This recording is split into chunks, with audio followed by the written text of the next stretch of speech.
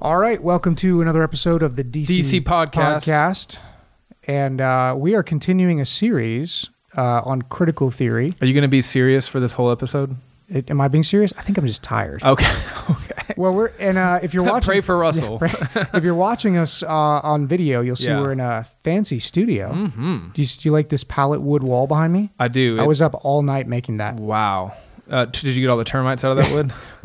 But in all seriousness, we were in a studio that was it's part of a church in Madison, Capshaw Baptist, that has very graciously allowed us to set up shop here. So we have this awesome room with squishy egg carton sound buffering and cool decor. Ooh la la. Yeah, so we are very grateful to them, and just another example of how the Lord's blessing this podcast. Yeah.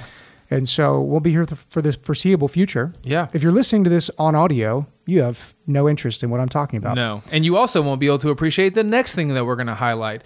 These really cool shirts, these DC Podcast T-shirts, which Danny Orozco... He says it just like that. He says it just like that. What's the name of his printing company? Logos Screen Printing. Logos Screen Printing. He sent us these for free. And he's in Mexico. He's in Mexico. He's one of our viewers from Mexico, and we have another order coming through him, and we might be planning to give some shirts away for free to some of our viewers, depending on if they can dance like little monkeys like we want them to. We'll have some swag, and maybe we'll do like a contest or something. Is that what we're becoming now? Are we those people like share this video 20 times and get a free t-shirt? I'm never going to do that. Okay, just checking. We'll do trivia, maybe. Oh, that'll be fun. So we're going to continue our series now on critical theory. Right. We did two episodes already introducing the topic. Last week, we unpacked sort of what is contemporary critical theory. At a very high level. Yeah. There's really so much more to say about what critical theory is, but yes. 10,000-foot view. Yeah. Now we're going to be talking about the history of what we call contemporary critical theory. Yeah.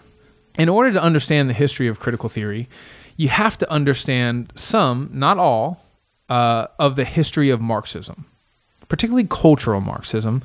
And we'll explain how critical theory and cultural Marxism connect at the end of the episode, but at the beginning of the episode, we're just going to talk about cultural Marxism. Okay. So before we do that, though, we have to talk about...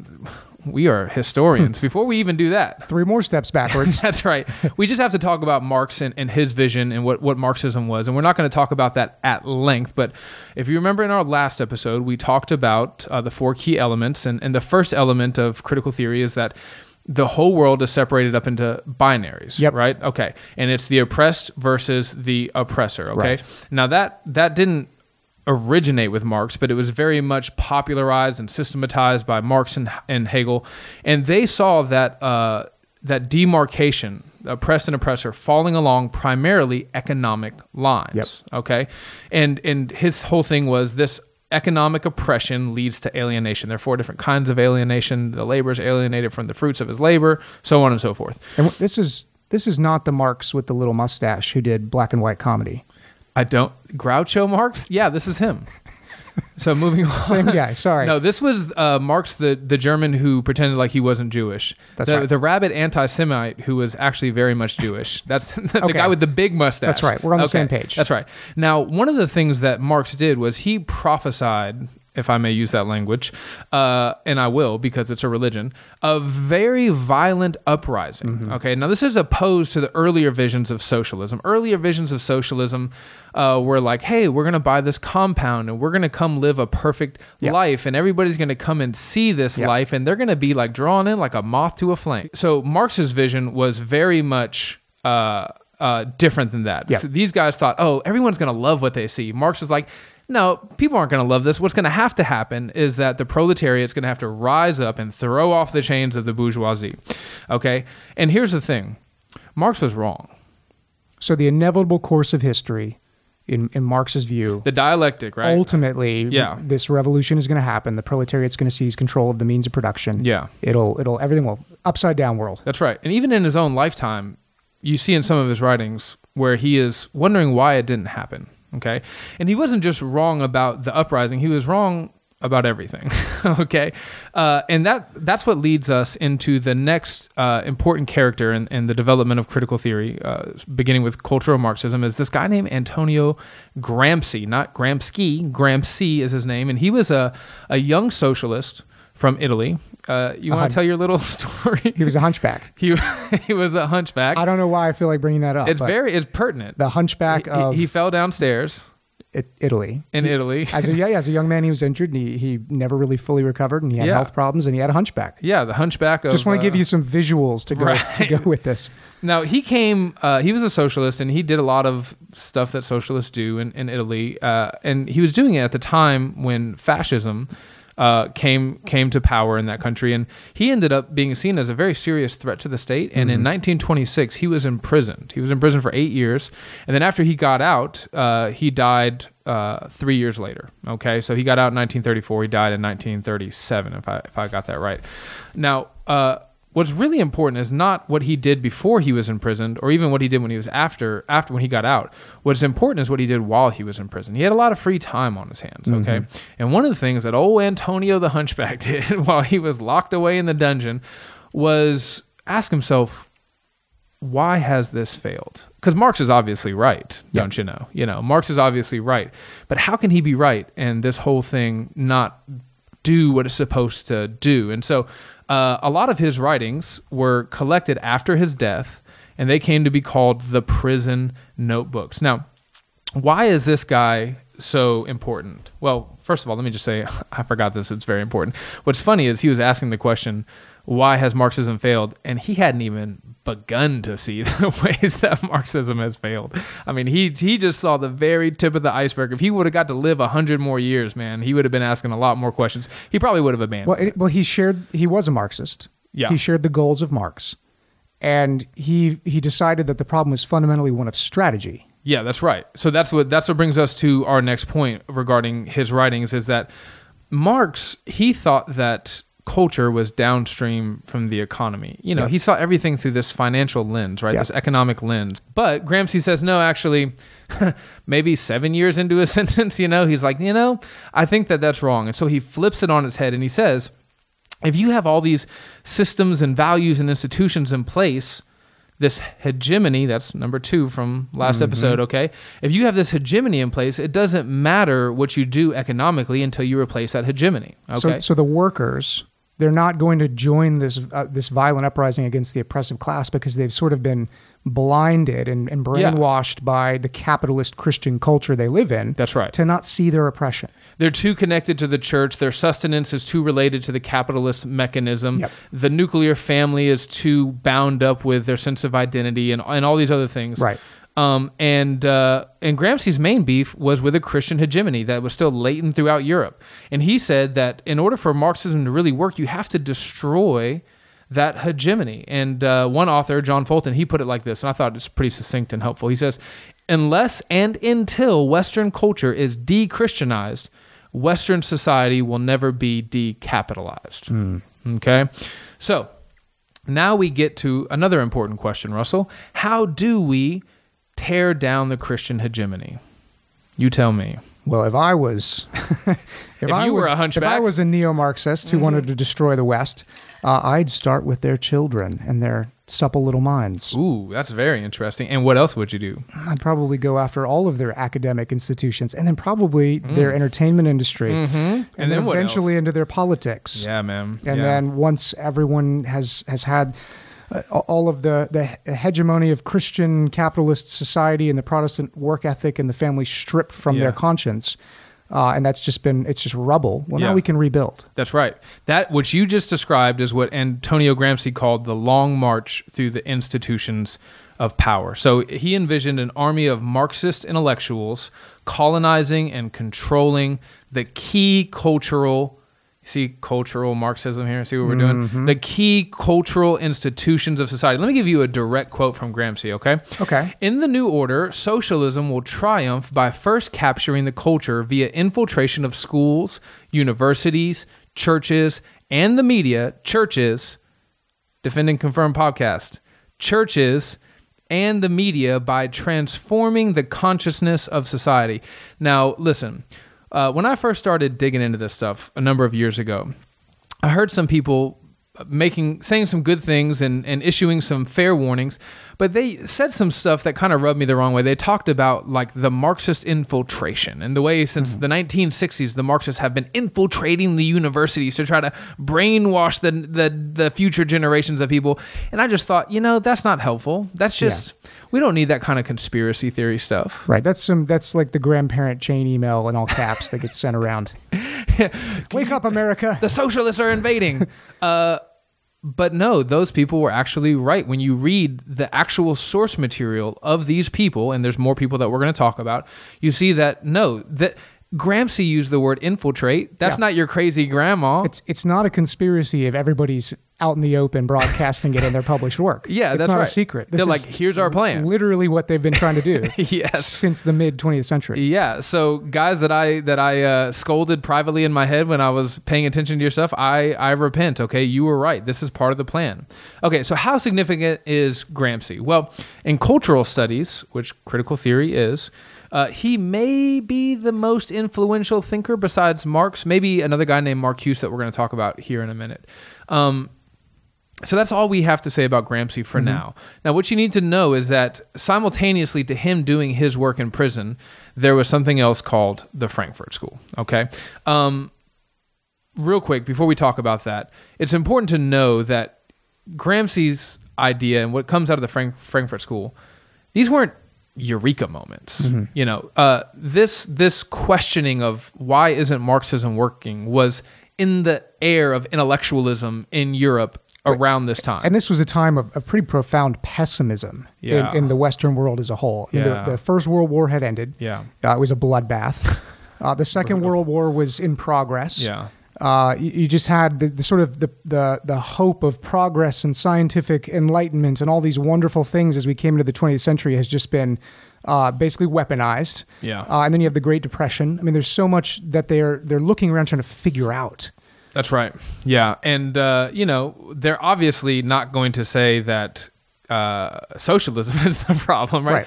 So they're trying to figure it out. And, at the same time that Gramsci's doing this, we have the formation of the Frankfurt School. Now, what you should know is that one of the head guys from the Frankfurt School, one of the leading figures there, he actually did some work with Gramsci earlier in the career. It's possible that, they collaborated and they both had similar ideas and they pollinated. That's right. They went down different paths. Okay. So, there was this dude named Max Horkheimer. Am I pronouncing that right? How's my German? Say it without laughing. Okay, Max Horkheimer. There we go. Horkheimer. No, I can't do it. Christoph Waltz. We need you. Here we go. He got. This is like drunk history. Okay, I'm giving you the straight up guys who were like college professors would just loathe what I'm about to do. But there was this dude named Max Horkheimer.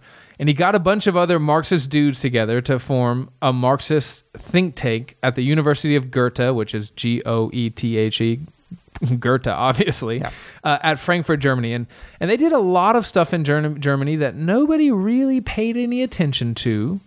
A lot of Freud study, a lot of other weird stuff going on there. But back to my earlier point about how it's difficult to pin down the history of ideas. Somebody may say, well, Sean, you're not talking anything about Freud.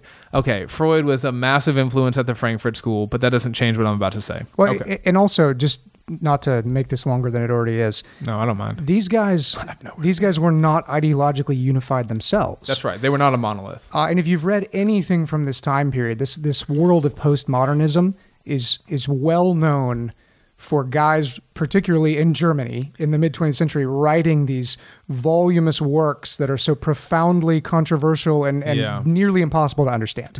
That's right. And so you have then decades of people trying to interpret these guys, everybody from Marx was the king of it, to Das Marx, Kapital, to Karl Popper. You have all these guys who have now, there's entire courses in colleges on trying to figure out what they meant. I know. So it is a complex study. It is. And they traded in obscurity, It was like your Boy Scout badge, How difficult was it to read that one? Oh, really difficult. He's brilliant. Nailed it. Brilliant. Okay. So in 1933, the Nazis came to power, and most of the Frankfurt School had to jump ship because they were all Jewish. Okay. Now, a large portion of these guys, they ended up spending some time in Geneva. Geneva, you've got a weird history. But they spent some time in Geneva, but then a lot of them ended up in America. Okay. They ended up at Columbia University, where they founded the Institute for Socialism Research.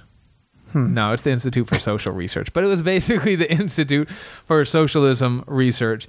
And now eventually a couple of these guys went back to Germany. You know, they couldn't quite get too comfortable, and not enough sausage here in America. You know, they wanted to go back to Germany. That's what it is. The beer is just not the same. But one of the head honchos of the Frankfurt School, Herbert Marcuse, he stuck around in America, and he was a professor at prestigious schools like Columbia University, but also Harvard. Okay, and he wrote a book called The Eros of Civilization. Eros of Civilization. Now, this book was one. Now, this is how some of critical theory, which we're going to come back to in a minute, developed along the lines of sexual liberation. Remember, oppressed, oppressor, right? Yep. Well, we said that the thing about critical theory is it doesn't. It's not one single thing. It gloms onto other things. So it can glom onto a racial issue. It can glom onto a sexual issue. It can glom onto economic issues. That's 3 gloms. That's a lot of gloms. It's the moral foundation. It's part of that hegemony that's oppressing you. Yeah, that's right. And that includes sexual mores. Yeah. Sexual ethics. That's right. So he kind of took the lead in many ways along the lines of sexual ethics. And Eros and Civilization was like one of the key texts. It was like desiring God in the evangelical world for a bunch of, loose hippies, okay? Can I say that? Well, you did. I did. So, and we will never be broadcast on American Family Radio. No, that's right.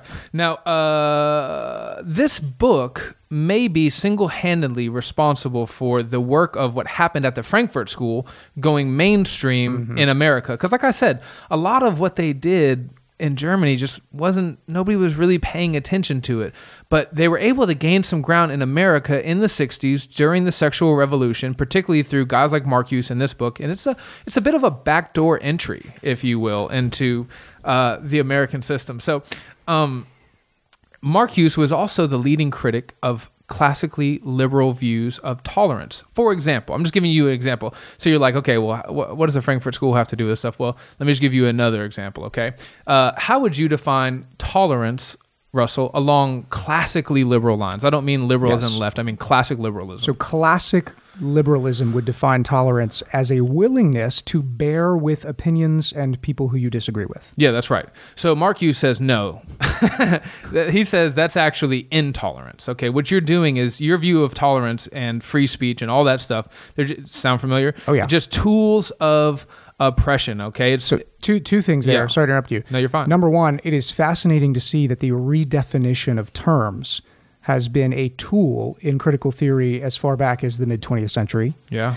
It's also fascinating that it was the sexual revolution that was sort of the key that unlocked the door for this stuff in the United States. Right. I think that's telling. I'm going to speculate a little, but I think that a portion of that is because when you look at all the ways that critical theory would say we're oppressed, and then you try and bring that to one of the most prosperous and free countries in the world, right, you're not going to get a lot of momentum. Right. But when you offer sexual sin, which is at least gratifying in a fleeting and fleshly way, as sort of the reward for jumping on board with this ideology, it's like a drug. Yeah. And I think that's exactly why it took off. Yeah, and university systems, which are basically just massive brothels where sometimes you have to write a paper. You know what I'm saying? It makes perfect sense. So he says that any view of tolerance that allowed the wrong view... Now, Russell, who defines wrong? Any view of tolerance that allows the wrong view to persist is actually a form of oppression. Therefore, advocating for strong forms of censorship and even pre-censorship. That guy looks like he might say something wrong. It's called a thought crime. That's Orwell, anyone? Yeah. Make Orwell history again. Amen. He says that that kind of censorship is actually tolerance. He says that's liberating tolerance. Now we're back to the oppressed oppressor, and then point number 4, right? Yep. The ultimate aim of everything is social justice. It's liberation. Okay, so let me just give you an example from his own pen. Go for it. Can I? You may. Man, thank you, dude. He says certain things cannot be said. Certain ideas cannot be expressed. Certain policies cannot be proposed. Certain behavior cannot be permitted without making tolerance an instrument for the continuation of servitude. Words are violence. That's right.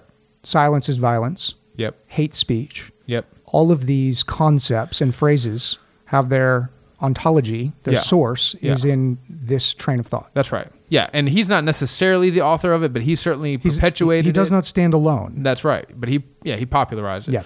Now, he was one of the most radical members of the Frankfurt School. One of the things that happened a little bit later was that, like, another guy from the school, Adorno, and a couple other guys, the liberals always eat their young, and I'm using liberal as an epithet. The leftists always eat their young, and what happened is a lot of the students that feasted on this Frankfurt stuff ended up attacking these guys. They had like protests in their office. They were like basically kidnapping them. And Adorno, he's like, call the police. These people are oppressing me. Yeah. I need capitalist help, right? It's amazing how history repeats itself. It's crazy. And we'll get more as to why that happens in future episodes. In future pages here. Oh, okay. Also, yeah. All right. Yeah. And Marcuse is like, no, that's great. Let him. This is what has to happen. Right. You have to crack a couple eggs in order to make an omelet, right? This is the uprising, okay?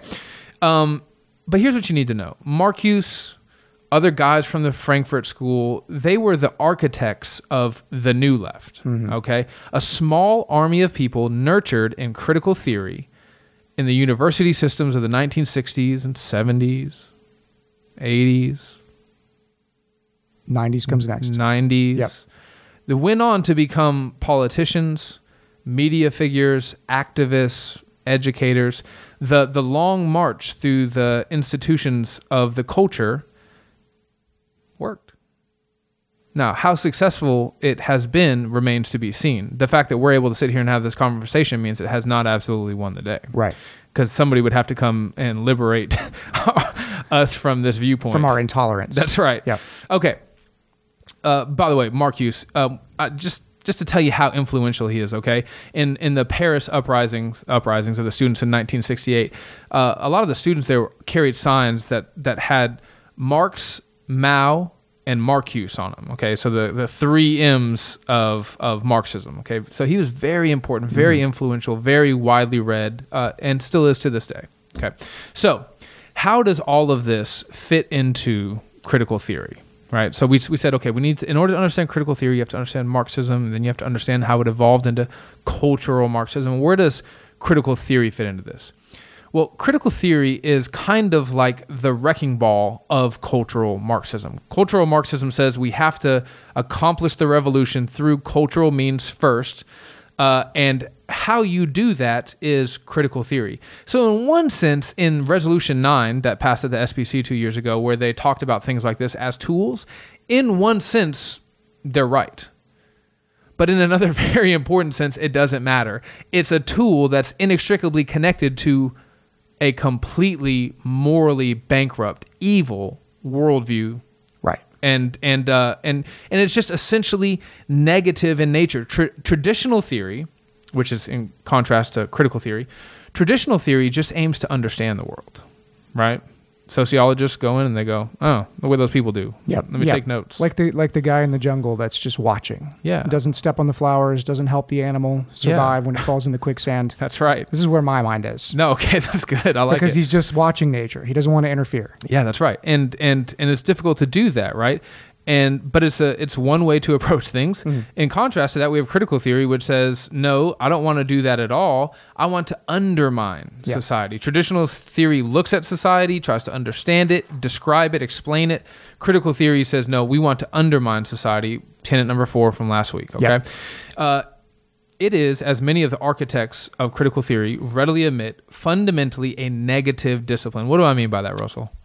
It's negative in that it has very pessimistic, harsh critiques of the way things are. Yeah. It doesn't really offer any solutions. And when you say it doesn't really, you mean it doesn't. Yeah, it doesn't. But it points to this sort of utopian ideal very vaguely, but nothing practical. Yeah, very vaguely. It is, it is a tool with a very singular and very powerful purpose. Yeah. And it's not a multi-tool. No, not a good old-fashioned Swiss Army knife. That's right. Marcuse, again, may I? From his pen? Go ahead. Very good pen. On the negative nature and hopelessness of critical theory. He says, I love that he's just honest about it. He says, the critical theory of society possesses no concepts which would bridge the gap between the present and its future. That's a heck of a thing to say, man. There's nothing in this that can help you bridge the gap of oppression to the future where you think that people are liberated from that oppression. It doesn't offer that. Holding no promise, not even a little bit, and showing no success it remains negative. Now, that's not something that a right-leaning critic of critical theory said about critical theory. That's what one of the architects of critical theory says. And he says, thus, it wants to remain loyal to those who, without hope, have given and give their life to the great refusal. So what he's saying is that it's built into the very nature of critical theory to cling to the idea of oppression, to cling to the idea of the revolution, to cling to this binary dynamic that we talked about last time. Mark Hughes said that. That's not a right-winger. So when I say that critical theory, cultural Marxism, is a disruptive and destructive social force, right, I am accurately representing the views of critical theorists themselves. Yeah, and people who would say, dude, you just misunderstand it. No, it's like when people say, well, I don't agree with your interpretation of that text. Well, I just read the text. Just literally read the Bible. I just read it out loud. I didn't interpret it at all. Right. I think even if you were to, like, I didn't rip that out of context. You know what I'm saying? No, you didn't. No, and there's an abundance of that kind of material.